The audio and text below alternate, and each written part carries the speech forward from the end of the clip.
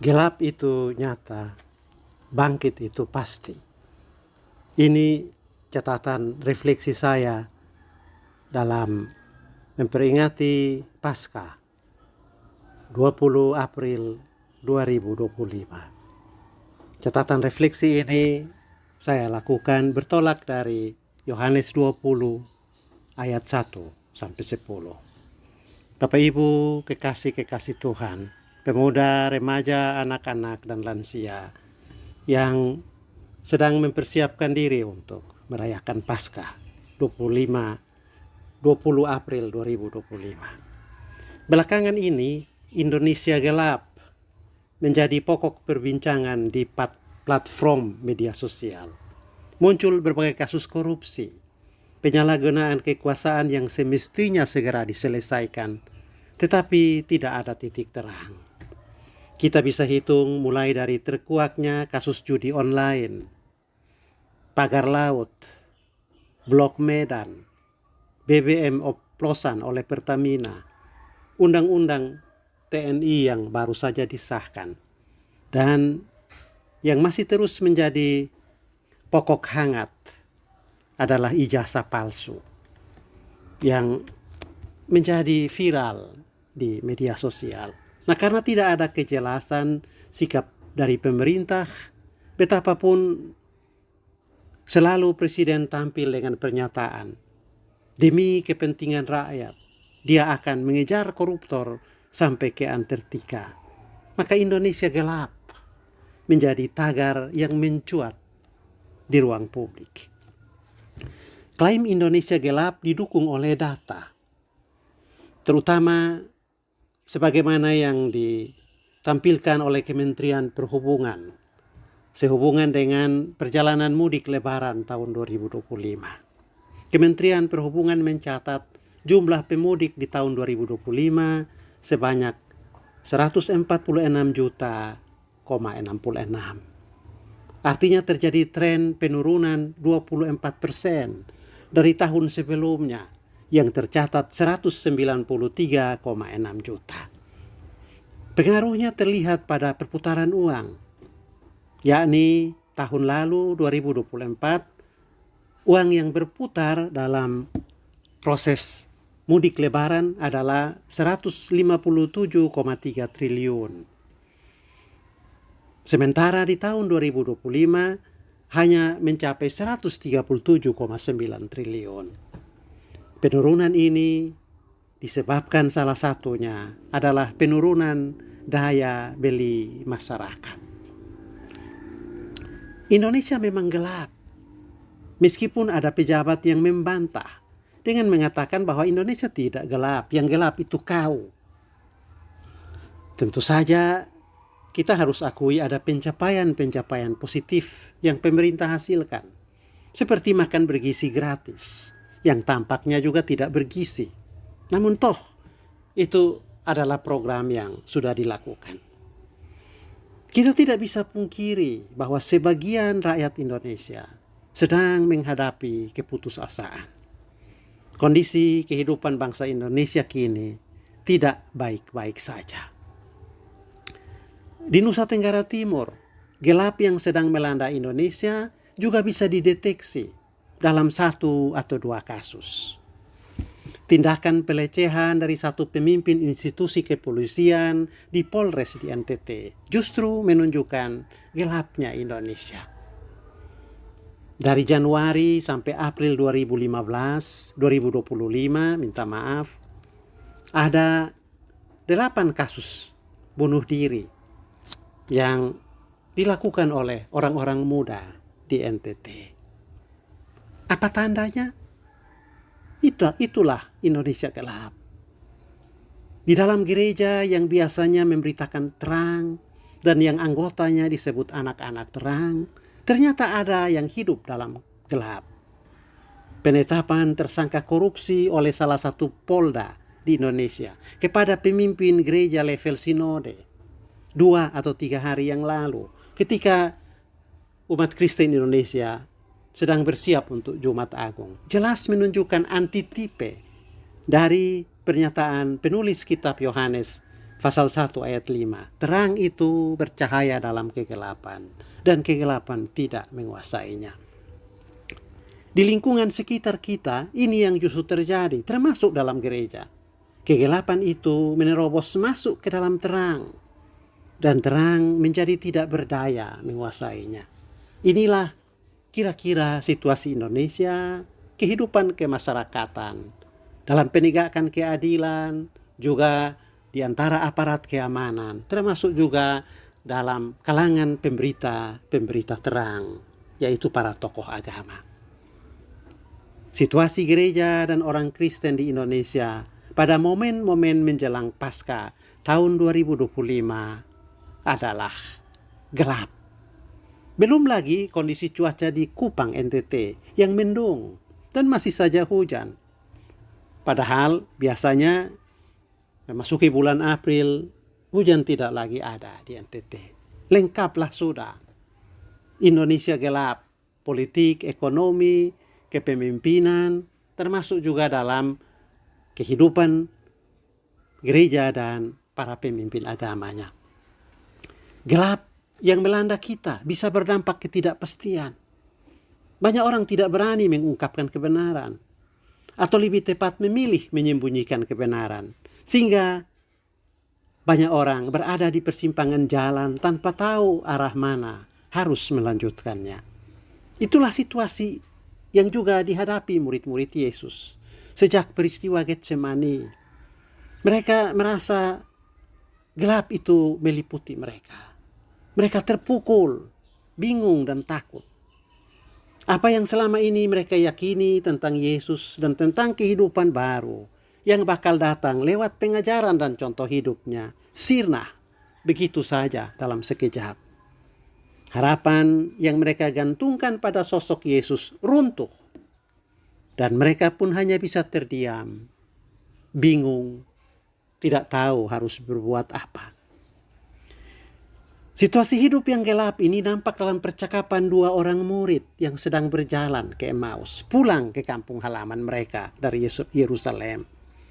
Mereka bukan hanya terpukul, bingung dan kecewa. Justru karena yang mereka temui di Yerusalem hanyalah kehidupan yang gelap, dua murid itu pulang ke kampung halaman. Mimpi menjadi penjala manusia sirna. Maka mereka putuskan untuk pulang, kembali menjadi petani. Hidup lagi dalam situasi yang tak menentu. Dalam cerita versi Yohanes, semua sahabat Yesus juga tenggelam dalam kegelapan dan berada dalam kebingungan. Pasca penyaliban Yesus dan pemakamannya oleh Nikodemus dan Yusuf Arimatea. Kalau ada yang berani coba-coba menerapkan keberuntungan, maka mereka itu adalah kelompok kecil, yaitu perempuan-perempuan. Mereka ini yang coba menerobos kegelapan yang menaungi Yerusalem dan yang menyelimuti hati untuk pergi ke kubur pagi-pagi sekali ketika hari masih gelap. Perempuan-perempuan ini pergi ke kubur dalam keadaan sedih. Mereka sama sekali tidak berharap kegelapan itu akan segera pergi.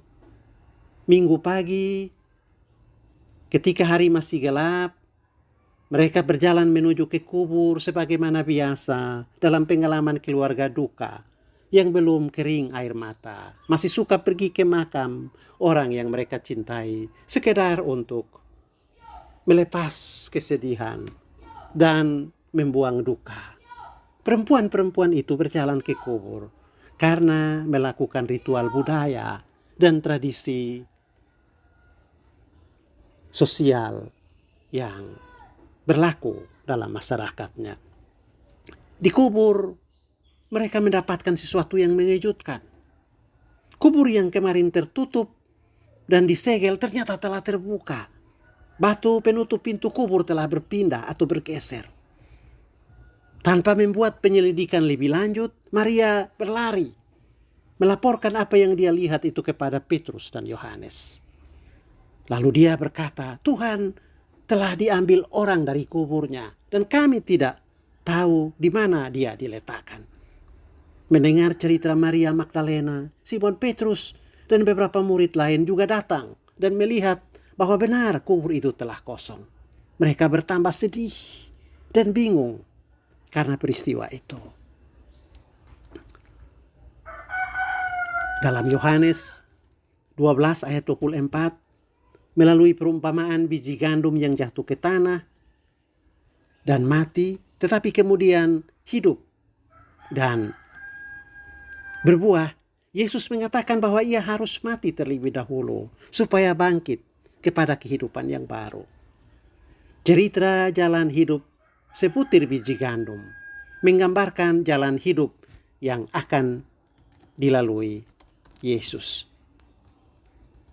Waktu Yesus menyampaikan cerita itu, pendengarnya termasuk murid-murid tidak mengerti dan juga tidak percaya bahwa akan ada kehidupan setelah kematian, bahwa setelah gelap akan muncul terang, bahwa betapapun kegelapan itu adalah nyata, tetapi kebangkitan itu pasti. Murid-murid, para pendengar tidak percaya hal itu. Tetapi sekarang, ketika berada di kubur kosong, mereka murid-murid berhadapan dengan Yesus yang bangkit. Yesus yang hidup setelah dimakamkan.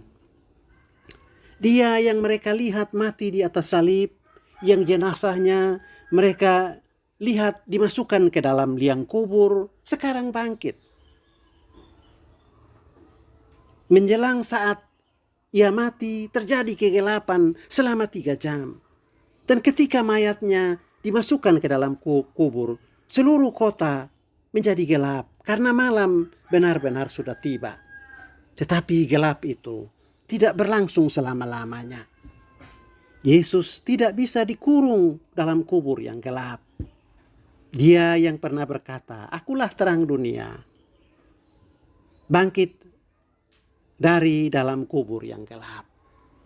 Dan apa yang dijalani Yesus itu juga akan dijalani setiap orang yang percaya dan berharap kepadanya.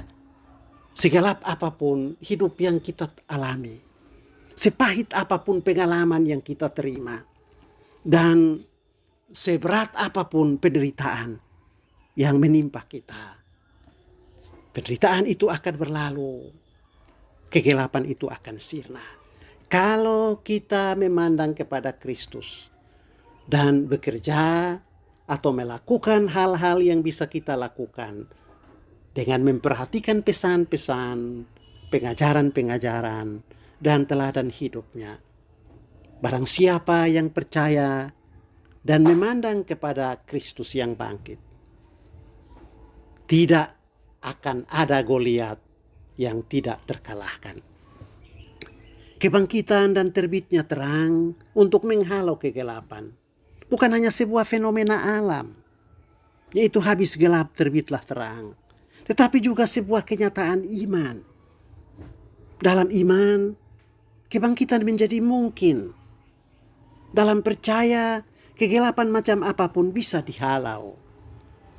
Berhadapan dengan peristiwa kubur kosong, para murid akhirnya menyadari bahwa harapan belum mati, bahwa kematian bukan akhir, bahwa kegelapan tidak punya kuasa yang langgeng. Kebangkitan adalah tentang bagaimana menjaga lilin harapan agar tetap menyala. Demikian pula kita sebagai bangsa, dalam situasi yang tampak suram sekalipun, tidak boleh kehilangan harapan. Sebab seperti para murid yang mulai percaya akan kembalinya kehidupan dan menemukan kembali arah untuk menjadi kendali atas kehidupan, kita pun akan menemukan jalan ketika percaya bahwa masa depan masih bisa diperjuangkan, bahwa kesempatan untuk bangkit ada dan masa depan baru tersedia. Gelap itu nyata, tapi kebangkitan itu pasti kalau iman tidak dianggap sebagai sebuah dongeng. Begitu pula yang bakal terjadi dengan Indonesia yang sedang berada dalam tagar gelap, karena masih dikuasai oleh rezim yang omon-omon. Dalam Indonesia yang merdeka 17 Agustus 45, harapan untuk hidup yang adil dan makmur bagi seluruh rakyat Indonesia masih tetap ada, masih terbuka. Tapi bukan dalam tangan para pemimpin saat ini yang korup, atau orang-orang yang hanya menjalankan kepemimpinan untuk memperkaya diri, tetapi ada dalam hati generasi muda, dalam angan-angan untuk memiliki masyarakat yang adil dan makmur. Pada mereka lah harapan itu harus diukir. Keluarga-keluarga, para orang tua perlu memberikan bekal pendidikan yang berkualitas dan berkarakter kepada generasi muda, supaya mereka tetap menjaga lilin harapan itu tetap bernyala, dan supaya mereka bekerja bergandengan tangan untuk menghalau kegelapan, untuk menghukum pelaku ketidakadilan, dan untuk menghapuskan korupsi dari kehidupan bersama. Seperti Yesus yang membimbing murid-murid yang umumnya adalah orang-orang muda dengan pengajaran yang kritis. Kita pun bisa keluar dari krisis dan keterpurukan jika kita percaya dan terus berjalan bersama dalam iman dan pengharapan, dan mempersiapkan orang-orang muda berkarakter, penuh dengan iman dan nilai-nilai kejujuran untuk melanjutkan pembangunan di Indonesia. Yohanes bercerita bahwa ketika murid-murid melihat posisi kain kafan dan kain peluh yang dipakai membungkus jenazah Yesus, serta mereka percaya bahwa dia bangkit dan bukan jenazahnya dicuri. Kain kafan itu ada di tanah, sementara kain penutup kepala yang dipakai membungkus Yesus terletak di tempat lain, agak ke samping dan dalam keadaan sudah tergulung. Tidak akan ada pencuri yang melakukan tindakan ceroboh ini, yakni mengguling kain penutup kepala lebih dulu, lalu kemudian membuka kain kafan pembungkus jenazah, baru membawa pergi jenazah. Pencuri akan membawa pergi jenazah bersama dengan semua perlengkapan di tubuhnya, karena pencuri melakukannya dengan buru-buru. Posisi kain kafan dan kain penutup kepala seperti yang digambarkan Yohanes dalam pasal 20 ayat 6 dan 7, hanya bisa dibandingkan dengan momen seekor ulat berubah dari kepompong menjadi kupu-kupu. Yang pertama akan keluar dari dalam kepompong adalah bagian kepala. Karena itu pembungkus bagian kepala akan jatuh ke lantai atau bergelantung di sisi kulit yang membungkus bagian tubuh. Nah, ketika murid-murid melihat posisi kain kafan seperti yang digambarkan tadi, persis seperti yang terjadi pada kepompong yang berubah menjadi kupu-kupu, mereka langsung percaya bahwa kebangkitan itu mungkin, pasti.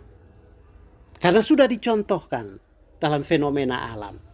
Kalau kenyataan ciptaan saja yang mati bisa bangkit kembali, bagaimana dengan Sang Pencipta yang menjadi ciptaan? Dia pasti lebih berdaya lagi untuk menghalau kematian dan mengubahnya menjadi satu kehidupan baru dengan kualitas yang lebih tinggi. Kegelapan adalah nyata, tetapi kebangkitan itu pasti. Inilah yang kita lihat dalam hikayat sebutir biji gandum yang jatuh ke tanah.